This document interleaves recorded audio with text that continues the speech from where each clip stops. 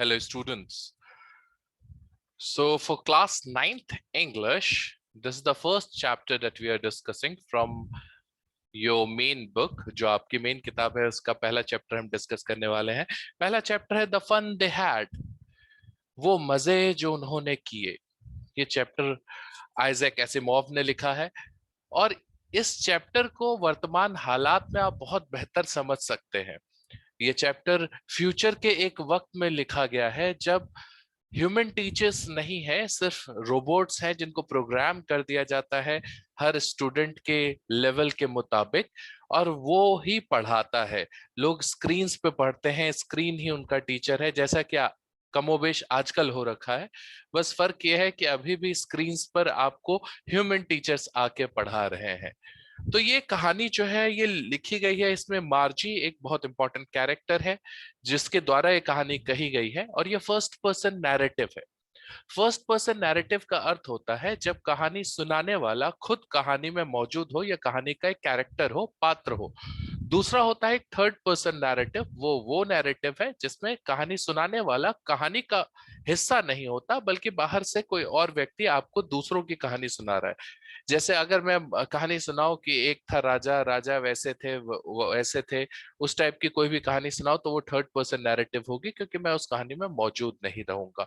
पर मार्जी आपको कहानी सुना रही है.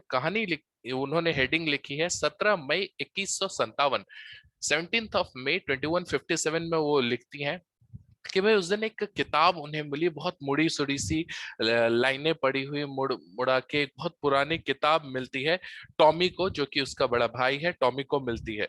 देखिए, एक असली किताब मिली टॉमी को.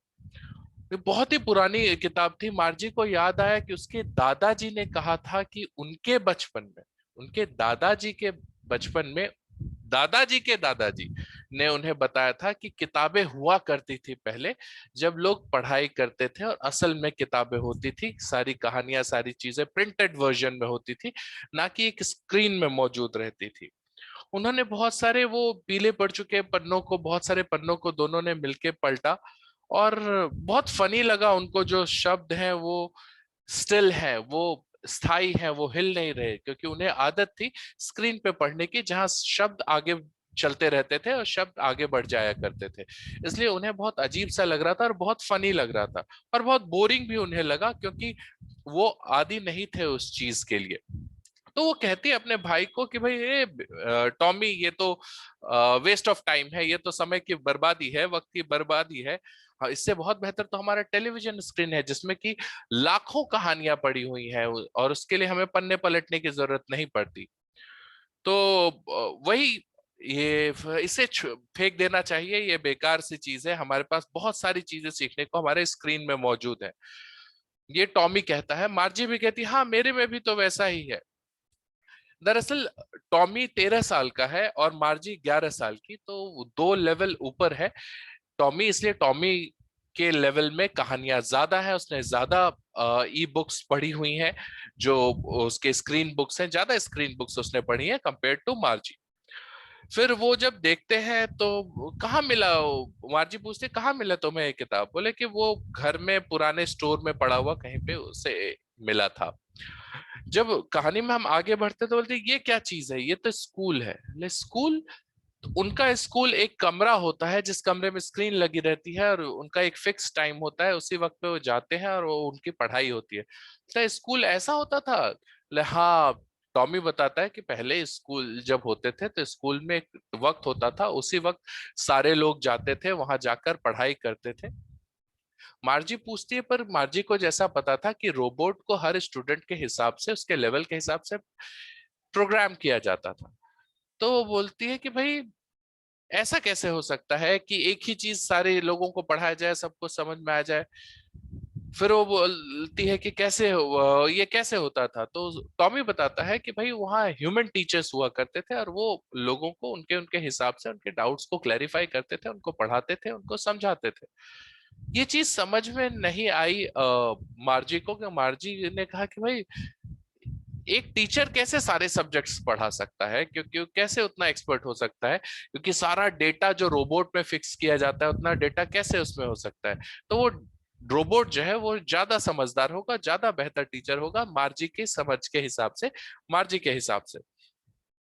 जब मार्जी वो सोचती भी है कि जब टीचर के बारे में बोलते हैं कि देखो ये टीचर होता है उस किताब में जो बना हुआ था, तो मार्जी के टीचर के एक्सपीरियंसेस बहुत खराब थे और उसे बहुत अजीब सा लगा, क्योंकि जो उसका टीचर था रोबोट, वो कुछ भी कर लेती थी, उसको ज्योग्राफी में हमेशा ही फेल करता था। और जब वो तंग आ गई तो उसकी माँ ने कंप्लेन किया, तो भाई एक बंदा आया जिसने मार्जी के साथ वो खेला, उसने रिपेयर किया उसको, और वो बोला कि भाई बच्चे में कोई दिक्कत नहीं है, इसी के ज्योग्राफी सेक्शन में कुछ प्रॉब्लम है जिसे ठीक करना पड़ेगा, और वो उसे लेकर चला जाता है। मार्जी सोचती है कि भला हो कि महीने 2 महीने के लिए ना आए, या कभी भी वो टीचर जो है रोबोट वाला उसका वापस ना आए।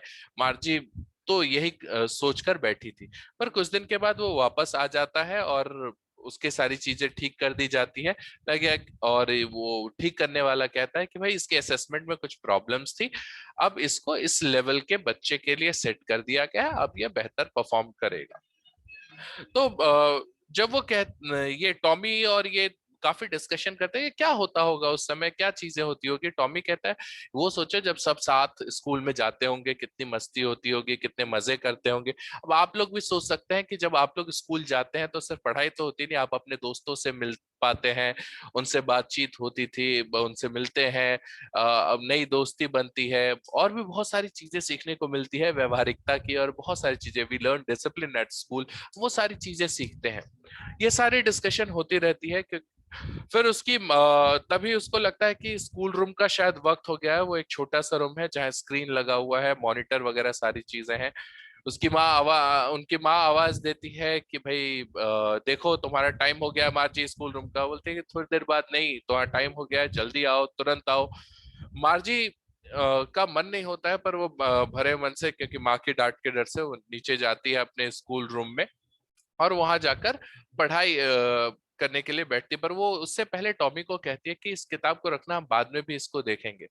वो जाती है, उसके स्क्रीन पर फ्लैश होने लगता है, सब्जेक्ट्स फ्लैश होने लगते हैं, पढ़ाई होने लगती है, वो सारी चीजें चलने लगती है, पर मार्जी का दिमाग वहां नहीं रहता।